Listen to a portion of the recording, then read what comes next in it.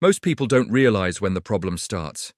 It doesn't start with sadness. It doesn't start with failure. It starts with a thought that feels harmless. A thought like, I should be happier than this. That single sentence quietly changes the way you see your entire life. Because once that thought enters your mind, everything becomes evidence. Every calm day feels empty. Every quiet moment feels wasted. Every ordinary routine feels like proof that something is missing. You are no longer living your life. You are evaluating it. And evaluation never brings peace. You wake up in the morning and before you even get out of bed, your mind checks in. Not to see how rested you are, not to see what the day needs, but to see how you feel. And if the feeling is not good enough, you feel disappointed in yourself. Not angry, just disappointed. This disappointment follows you quietly. You carry it to work. You carry it into conversations. You carry it into rest. Even when nothing bad is happening, something feels off. Like you are late to your own life. You start believing that happiness is something stable that other people have reached. And because you haven't reached it, you assume you are behind. Emotionally behind. Mentally behind. Spiritually behind. This belief is heavy. Heavier than sadness. Because sadness still allows honesty, but this belief makes you question your worth, so you try harder. You try to improve yourself. You try to fix your mindset. You try to become more positive, and when it doesn't work, you blame yourself again. Nobody tells you that happiness was never meant to be chased like this. Instead, you hear advice everywhere. Be happy. Don't think so much. Others have it worse. Enjoy life. These sentences are repeated so often that they sound like truth. But they don't explain anything. They just create pressure. If someone feeling empty inside and being told to enjoy life, what does that even mean? Imagine someone feeling lost and being told to stay positive. Positive about what? Imagine someone exhausted from pretending and being told to smile more. These words do not help. They close doors. So people stop talking honestly. They stop saying how they really feel. They stop trusting their own emotions. And slowly, they feel alone, even when surrounded by others. Social media quietly strengthens this isolation. It shows you happiness as something clean and simple. Morning routines, smiling faces, calm minds, perfect balance. And because you see this again and again, your brain starts believing that this is how life is supposed to feel, but your own life does not feel like that. Your life feels repetitive. Some days are dull, some days are heavy, some days are confusing. Some days feel meaningless. And instead of accepting this as part of being human, you treat it like a problem. So you scroll more, you distract more, you consume more, you stay busy so you don't have to sit with yourself. Stillness becomes uncomfortable because stillness reminds you that you don't and feel the way you think you should feel. This is where emptiness grows. Not because your life lacks pleasure, but because it lacks permission. Permission to be ordinary, permission to be unsure, permission to feel nothing special sometimes. You start chasing happiness through achievements. You tell yourself that once you reach a certain point, things will finally click. Once you earn more, once you improve yourself, once you reach stability, once you become confident. But every time you reach a goal, the feeling fades faster than expected. What once felt exciting becomes normal. What once felt meaningful becomes routine. And instead of resting, you raise the bar again. This creates a life of constant tension. Always becoming. Never arriving. You are not ungrateful. You are exhausted. Nobody explains that happiness is not designed to stay. It is a response to moments, not a permanent state. Raising children is not happy most of the time. Building a future is stressful. Caring for others is draining. Staying committed when excitement fades is hard. But these experiences give life depth. When happiness becomes the main goal, people avoid depth. They avoid discomfort, they avoid responsibility, they avoid silence, and life becomes shallow, pleasant, but empty. Another quiet effect of happiness pressure is guilt. You feel guilty for not enjoying life enough, guilty for feeling tired when you are blessed, guilty for feeling bored when others seem excited, guilty for feeling lost when you are supposed to be grateful. This guilt turns emotions into enemies. So what actually helps? Not forcing joy, not chasing pleasure, not pretending positivity. What helps is allowing honesty, allowing yourself to feel without immediately judging the feeling, allowing sadness without panic, allowing boredom without escape, allowing confusion without shame. Instead of asking, "Am I happy?" ask, "Am I living truthfully?" Are you listening to yourself or constantly correcting yourself? Are you living according to values or according to moods? Are you trying to feel good or trying to live well? Values matter more than emotions. Emotions change daily. Values remain steady. When your actions align with values, life feels grounded even when emotions are unstable. Reduce comparison. Not because others are fake, but because comparison is incomplete. You never see the full story. You only see what is shown. Create space for silence. Silence feels uncomfortable because it removes distraction. But clarity comes after discomfort, not before it. Do meaningful things without expecting happiness as payment. Help quietly. Commit patiently. Build slowly. Stay when it's hard.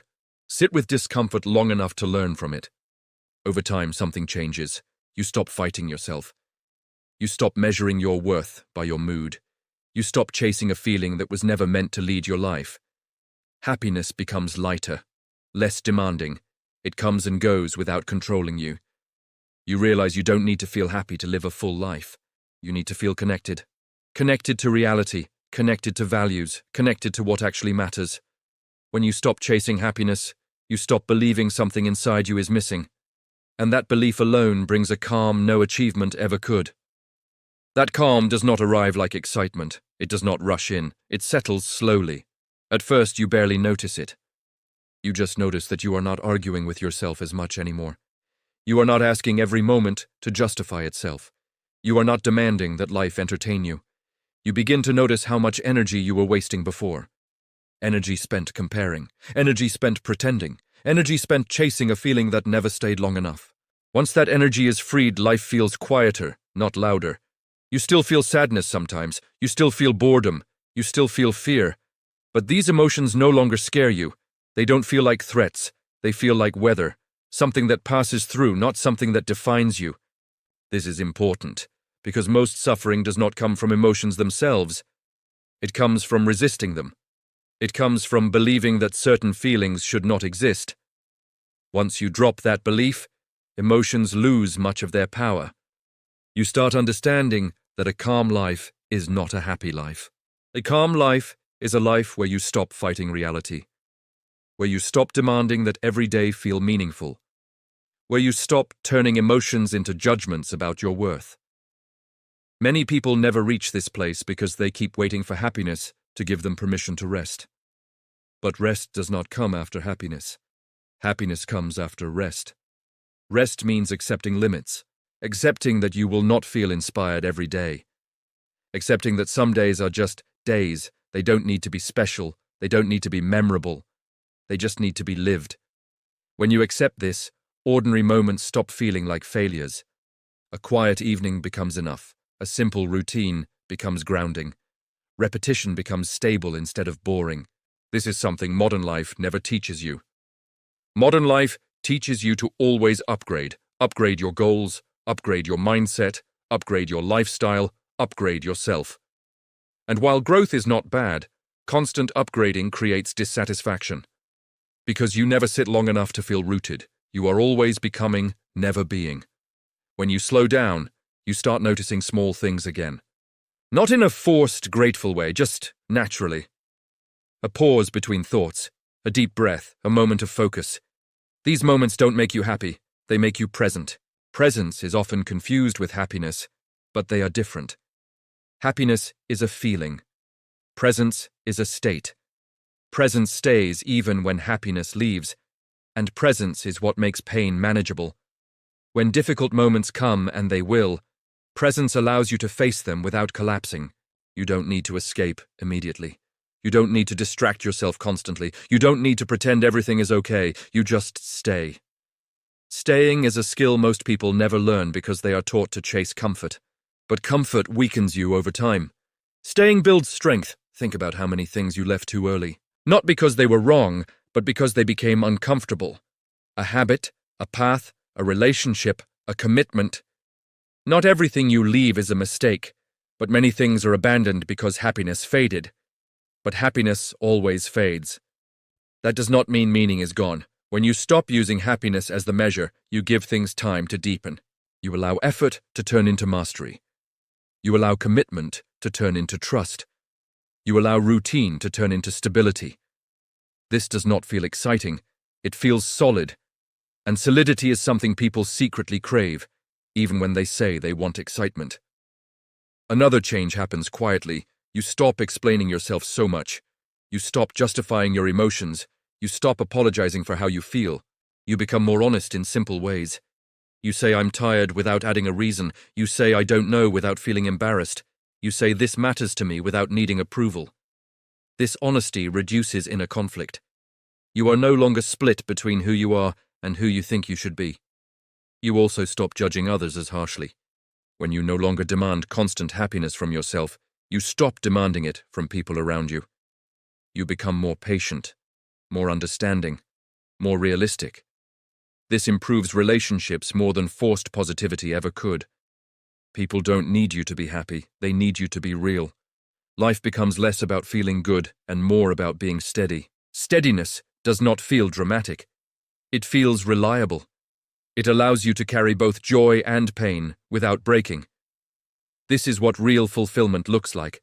Not constant smiles, not endless excitement, but the ability to live without running away from yourself. You realize that happiness is a side effect, not a target. It appears when life feels aligned, not when it is chased. And alignment does not mean perfection. It means your actions match what you believe matters, even when emotions are uncomfortable. You still improve. You still grow. But growth no longer feels like self-rejection. It feels like care. You stop fixing yourself as if you are broken. You start supporting yourself as if you are human. This shift changes everything. You no longer ask life to make you happy. You ask yourself to show up honestly. And strangely, life feels lighter when you stop demanding from it. You understand that fulfillment is not loud. It does not announce itself. It builds quietly, day by day, through acceptance, commitment, and presence. And once you feel that, even briefly, you know something important. You were never failing at happiness. You were just chasing the wrong thing.